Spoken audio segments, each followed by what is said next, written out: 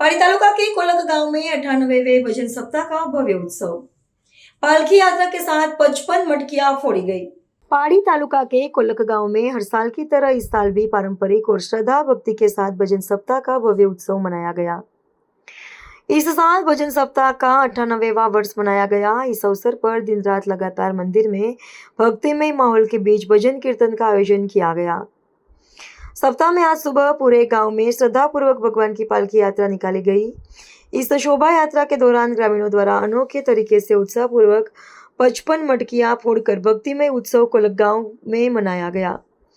इस धार्मिक अवसर पर जितेंद्र भाई टंडल ने बताया कि श्रावण मास यानी सनातन धर्म का पवित्र मास कहा जाता है। कोलक माची महाजन समाज वर्षों से इसका आयोजन करता आ रहा है। इस साल 98 वर्ष पूरे किए हमारे होली वाले महाराज आते ही उनकी गादी भी लगभग 550 वर्ष पुरानी है। यह सप्ताह पहले से ही चला रहा है। तड़के सुबह से ही पूरे गांव में पालकी यात्रा निकाली जाती है, जिसकी हर कोई पूजा अर्चना करते हैं और आशीर्वाद प्राप्त करता है। इस धार्मिक महोत्सव में कोलक माची महाजन प्रमुख जितेंद्र भाई टंडेल, उप प्रमुख अमृत भाई टंडेल तथा यजमान फलिया के प्रमुख रमेश भाई टंडेल और बलवंत भाई टंडेल विशेष रूप से उपस्थित रहे। इसके अलावा गांव के सरपंच ग्रेविन टंडेल, तालुका पंचायत कार्यकारी अध्यक्ष अमृताबेन टंडेल सहित बड़ी संख्या में ग्रामीण युवा भाई बहनें और बुजुर्गों ने उपस्थित रहकर दर्शन का लाभ लिया था।